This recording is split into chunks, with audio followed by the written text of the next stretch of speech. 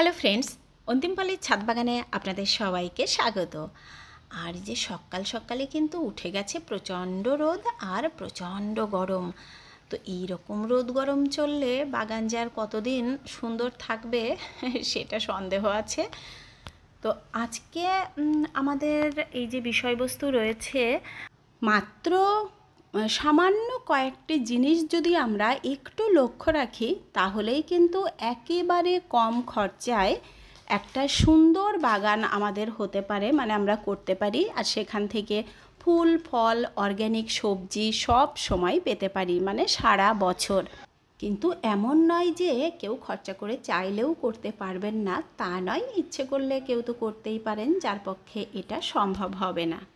কিন্তু আমরা সব সময় চাই এই যে শখে আমরা একটুখানি বাগান করি, সেখানে যেন খুব বেশি একটা খরচা না হয়।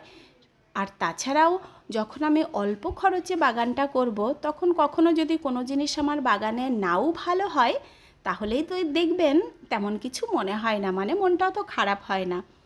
আর আমরা যদি প্রচুর পরিমাণে একটা ইনভেস্ট করি, সেখান থেকে কিন্তু আমাদের এক্সপেকটেশনটাও অনেকটা বেশি থাকে। তো সেই ক্ষেত্রে যদি না হয়, তাহলে দেখবেন আমাদের ইন্টারেস্টও হারিয়ে যায়। তো সেই ক্ষেত্রে যতটা কম সম্ভব খরচা করে সুন্দরভাবে বাগান করতে পারবো। তাছাড়া নিজের হাতে এই যে এই সব জিনিসগুলো করলে দেখবেন বাগানটা করতে ভীষণ উৎসাহ জাগে। তো আজকে চলুন সেই সব জিনিসগুলোই বলি, যে জিনিসগুলো একটু ফলো করলে আমরা একেবারে কম পরিশ্রমে, মানে হেডেক ছাড়া খুব সুন্দর কম খরচে একটা দারুণ বাগান পেতে পারি। তো তার মধ্যে প্রথমেই আমি বলবো, করতে হবে হচ্ছে আমাদের গাছ ভালো করার জন্য যেটা দরকার, মাটি তৈরি। এই যে মাটি তৈরিটা বিভিন্ন রকমভাবে হতে পারে, সেটা তো অনেক ভিডিওতেই আমি আপনাদের বলেছি। আর এই যে আমার এক বন্ধু সেদিন জিজ্ঞাসা করছিলে, মাটি কি করে দিদি এত পাও? তো মাটি পাওয়া তো কোনো ব্যাপার নয়। মাটি তৈরির প্রচুর ভিডিও আমার রয়েছে চ্যানেলে। যদি কেউ দেখতে চান একটু পিছিয়ে গিয়ে দেখে আসবেন। সয়েললেস মাটি প্রচুর রেডি করা আছে। এই যে গার্ডেন ওয়েস্ট, কিচেন ওয়েস্ট, যত সব ওয়েস্টের জিনিস দিয়েই কিন্তু মাটিটা তৈরি করা হয়। আর এদিকে দেখতে পাচ্ছেন সেই যে লাউটা, সেটা কিন্তু আজকে আমি কেটে এই যে বীজটা বার করতে চলে এসেছি। আর ভীষণ সুন্দর বীজ হয়ে গেছে, ভেতরটা একদম অনেকটাই শুকিয়ে গেছে। আর বীজগুলো মনে হচ্ছে একদম পুষ্ট হয়ে গেছে। এই দেখুন, খুব সুন্দর প্রচুর পরিমাণে বীজ হয়েছে। এই যে এইটা এরকম করেই রেখে দিলাম, এটার মধ্যেই আশা করছি শুকিয়ে যাবে। আর বেশ কিছুটা বীজ এই যে বার করে নিলাম। তো এই যে প্রথমে গেল মাটি তৈরি। যে কোনো ভালো সবজি করতে গেলে, গাছ করতে গেলে মাটি তৈরিটা কিন্তু একটা বিশাল ব্যাপার। আর মাটি ভালো করে তৈরি করতে পারলে যে কি হয় পরবর্তীতে, সে প্রসঙ্গে পরে আসছি।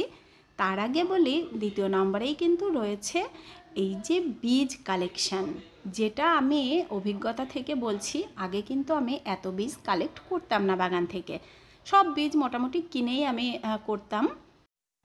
কিন্তু এখন আপনারা দেখতে পান সারা বছর আমার বাগানে কিন্তু প্রচুর পরিমাণে সবজি হয়। প্রত্যেক দিনে আমি প্রায় কিছু না কিছু সবজি নিয়ে নামি।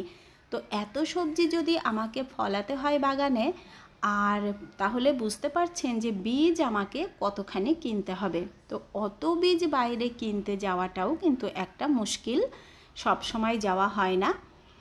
আর এই দেখুন, আমার এই যে দিদিভাই বলেছিলে, লাকি দিদিভাই একটু সামনের দিকের ওই যে ফরেস্টটা দেখাতে বলেছিলে সেদিন। তো এই দেখো, ওই ফরেস্টের চেহারা মোটামুটি ভালোই আছে, কারণ ওদের রুটগুলো তো অনেক নিচে মাটির, আর এখন তো মাটিটা ভেজাই আছে। তো ওদের চেহারা বেশ ভালো আছে, কিন্তু ফুলগুলো এখন আর নেই, ফুলগুলো শেষ হয়ে গেছে। তো যেটা বলছিলাম, এই যে বীজ কালেকশান, বিভিন্ন সবজির বীজ, কিন্তু ফুলের বীজ, ডাল কাটিং, এগুলো করে বাগানে আমি প্রচুর পরিমাণে এখন সব রেখে দিই। এই যে বিভিন্ন যে সবজিগুলোর বীজ খুব সহজেই রাখা যায়, যেমন ঝিঙে, পোড়ল, তারপর চিচিঙ্গা, এই যে ডাঁটা, ভেন্ডি, লাউ, কুমড়ো, সবের বীজই কিন্তু মোটামুটি আমরা বাগান থেকেই কালেক্ট করে রাখতে পারি। সেক্ষেত্রে একটা সুবিধা হচ্ছে, আপনার প্রচুর টাকা সেভ হবে, সারা বছর যে বীজ কেনার একটা ঝামেলা সেটা থাকবে না, আর সাফিসিয়েন্ট বীজ আপনার হাতে থাকবে আর আপনি বপন করতে পারবেন। আর সাফিসিয়েন্ট গাছ যখনই আপনারা বপন করবেন সবজি কিন্তু সাফিসিয়েন্টই পাবেন, যেটা কিনে এনে করতে গেলে কিন্তু বেশ ব্যয়বহুল হবে সেটা। আর বাগানের একটা সবথেকে বড় খরচ কিন্তু এই যে চারা কেনা, বীজ কেনা, এগুলোর একটা বিশাল বড় খরচা থাকে, যেটা আমাদের যদি নিজের কাছে না থাকে সেটা তো কিনতেই হবে। আর এমন অনেক কিছু আছে যেগুলো কিন্তু না কিনলেও আমরা ঘর থেকে সেগুলোর যোগান দিতে পারি। যেমন ধরুন জায়গা, এই যে বাড়ির অনেক ওয়েস্টেজ জিনিস দিয়ে আমরা বেড বানাতে পারি, তারপরে বস্তা দিয়ে গ্রো ব্যাগ বানাতে পারি, যেগুলো আমাদের হাতের কাছে থাকে। তো কিন্তু বীজটা তো না কিনলে পাওয়া যায় না। তো প্রথম একবার আপনারা যখন বীজ কিনবেন তারপর থেকে কিন্তু ওই যে সবজিটা হবে তার বীজটা কালেক্ট করে রাখবেন। যখনই দেখবেন কোনো সবজির জাত ভালো, এই যে আমি যেমন বেগুনের বীজ রেখে তার থেকে আবার চারা করেছি, জাতটা ভীষণ সুন্দর ছিল আর সেজন্য আমি কিন্তু চারা করেছি। আর এখন এই যে যেই সব সবজিগুলো আমার বাগানে হচ্ছে, এ মোটামুটি সবই আমার কিন্তু গার্ডেনেরই বীজ, এগুলো কিন্তু আমাকে কিনতে হয়নি। আর কিছু কিছু বীজ অনেক সময় আমাদের কিনতে হয় যেটা একেবারেই গার্ডেনে থাকে না, যেমন আমি এই যে জুকিনি রাখতে পারিনি, জুকিনির বীজটা আমি এবার কিনে নেব। এরকম বিভিন্ন রকমের ভালো কিছু জাতের বীজ যদি আমরা পাই অনেক সময় আমরা সেটা তো কিনে নিতেই পারি, কিন্তু সেটা খুবই সামান্য পরিমাণে। তাছাড়া এই যে আমরা যারা অনেকে শখে একটু বাগান করি, অনেক সময় অনেকে দেখবেন এমন আছেন যারা বাইরে খুব একটা একা যান না, হয়তো হাজব্যান্ডের সাথে যান, বা অনেক সময় আমাদের অন্যের সাহায্য নিতে হয় সব সময় বাইরে যেতে গিয়ে। তো সেই ক্ষেত্রে অনেক সময় দেখবেন আমাদের নিয়ে যায় না বা যাওয়া হয় না এরকম করে। সেই ক্ষেত্রে যদি বীজ আপনার হাতে থাকে তাহলে ওই যে কারোর ওপর ডিপেন্ডেন্ট হতে হলো না, আপনার হাতেই সব সময় থাকছে আর ওখান থেকেই আপনি কিন্তু সুন্দর গার্ডেন করতে পারছেন। বিভিন্ন শীতকালীন যে ফুলগুলো, বেশ কিছু ফুলের জাত আমি এবার রেখে দিয়েছি। আর যেমন গাঁদাটা তো খুবই সহজে থাকে, গাঁদা, চন্দ্রমল্লিকা, চাইনিজ গাঁদা, তারপর আরও বিভিন্ন রকম ফুলের গাছ আমার যেগুলো বাগানেই থাকে, কেনার একেবারে প্রয়োজনই হয় না, ওগুলো কিন্তু বাগান থেকেই হবে।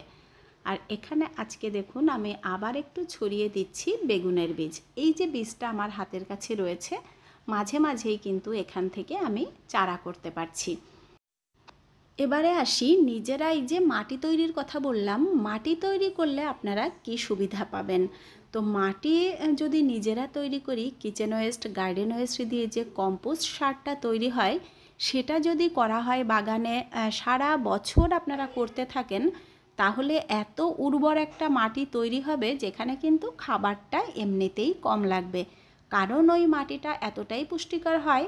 আপনারা যদি খাবার নাও দিতে পারেন তাহলে কিন্তু ওই মাটিতে দারুণ গাছ হয়। সেটা আমার বাগানে বিভিন্ন সময়ে হচ্ছে, এমনও আছে যে 2 মাস আমি গাছে কোনো খাবারই দিতে পারলাম না। সবজি কিন্তু আমার একদম বন্ধ হয়নি। আর একটা সবজির বয়সকাল ধরুন 3 থেকে 4 মাস যদি ধরা হয়, তাহলে 2 মাস কোনো খাবার না দিয়েও কিন্তু আমি দারুণ সবজি সেখান থেকে পাচ্ছি। তারপর এই যে এইরকম কম্পোস্ট সারে থাকে প্রচুর পরিমাণে নাইট্রোজেন। তো আমাদের যদি অনেকেরই গোবর সার সংগ্রহ করতে কিন্তু অসুবিধা হয়, যে পাওয়া যায় না কাছে কোথাও। তো যদি আমরা গোবর সার সেইভাবে নাও পাই, এই যে কম্পোস্ট সারটা তৈরি করছি সেটা কিন্তু গোবর সারের চাহিদাটাও পূরণ করে। তাছাড়া সামান্য একটুখানি ভার্মি কম্পোস্ট যদি আপনার আশেপাশে কিনে নিতে পারেন, সেগুলো একটু দিয়ে দিলেই হয়ে যায়। আর ভার্মি কম্পোস্টটা এখন তো অনলাইন এবং এমনি নার্সারি সব জায়গাতেই অ্যাভেলেবেল। আর গোবর সারের যদি সুবিধা থাকে সেক্ষেত্রে একটু মাটি তৈরির সময় গোবর সার দিলে তো আরোই ভালো হয়, কারণ আমার বাগানে আমি প্রচুর পরিমাণে যে গোবর সারটা ব্যবহার করি।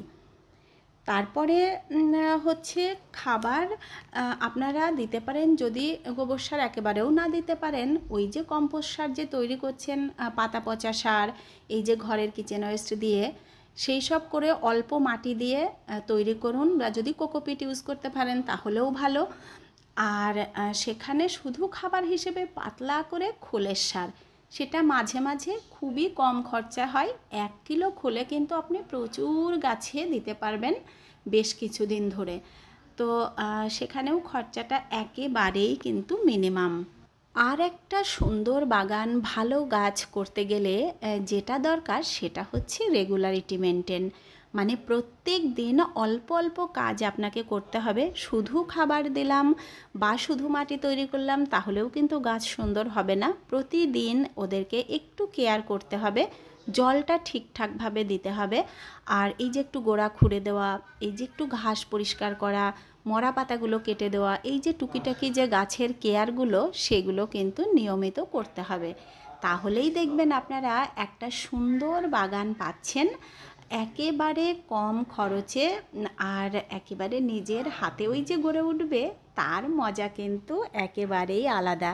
তো ভাবুন আপনার ওই ছাদের উপর যখন এইরকম এক টুকরো সুন্দর প্রকৃতি, তাও সেটা আবার একেবারে আপনার নিজের হাতে গড়া, মানে তার মাটি থেকে শুরু করে পুরো জিনিসটা যখন আপনি নিজের হাতে তৈরি করবেন, তাদের খাবার, তাদের কীটনাশক, এই যে ঘরোয়া কীটনাশক দিয়ে আমরা বিভিন্ন রকম পোকার দমন করছি, তারপরে সেখান থেকে বীজ কালেক্ট করে নতুন নতুন গাছ বানাচ্ছি, এই যে পুরো যে প্রসেসিংটা আপনার চলতে থাকবে, এটা যে কি ভীষণ ভালো লাগা সেটা আমি জানি অনেকেই জানেন, কারণ এটা তো অনেকেই করছেন। আর যারা করছেন না তাদেরকে তো অবশ্যই বলবো যে এই ভালো লাগা থেকে নিজেকে বঞ্চিত করবেন না। আর এর মধ্যে তো আমার ভীষণ ভীষণ ভালো লাগা যেটা, সেটা হচ্ছে হারভেস্টিং। প্রত্যেক দিন সকালবেলা এসে এই যে প্রচুর পরিমাণে সবজি হারভেস্ট করি, তারপর ফুল সবজি যাই হোক না কেন প্রত্যেক দিনই কিছু না কিছু তো পাই। আর মাঝে মাঝে তো প্রচুরই সবজি পাই। তো সবজি এখন তো আমি খেতেও ভালোবাসা শিখে গেছি, মানে আগে এত ভালোবাসতাম না সবজি, এখন কিন্তু ভীষণই সেটা ভালোবাসি। ওই যে সব খাবারের সাথে কিন্তু একটা মনেরও ব্যাপার থাকে, যখন দেখবেন মন থেকে ওটা ভালো লাগে তখন ওটা খেতেও ভালো লাগে। আর এদিকে আমার ভুট্টার তো বিভিন্ন জায়গায় এই যে দেখা পাচ্ছি। তো এই যে আমরা বাগান করব সেটা হচ্ছে মন ভালো রাখার জন্যে, একটু আনন্দ পাওয়ার জন্যে। তো সেখানকার একটুও জিনিস কিন্তু আমরা ছাড়বো না। মানে যতখানি আনন্দ ওখান থেকে পাওয়া যায়, যেটুকু আমরা সময় দিচ্ছি তার 3 গুণ যেন আনন্দ আমরা ওখান থেকে নিয়ে আসতে পারি। তো আমিও চলে এসেছি ভিডিওটির একদমই শেষ পর্যায়ে। আর এতক্ষণ যারা দেখলেন তাদেরকে অসংখ্য ধন্যবাদ। ভালো লাগলে লাইক কমেন্ট শেয়ার করবেন। আর যারা আমার আজকে একদম নতুন বন্ধুরা আছেন তাদের ভালো লাগলে চ্যানেলটিকে সাবস্ক্রাইব করে নেবেন। তো আপনারা সবাই খুব ভালো থাকবেন। দেখা হবে আবার নেক্সট ভিডিওতে। টাটা।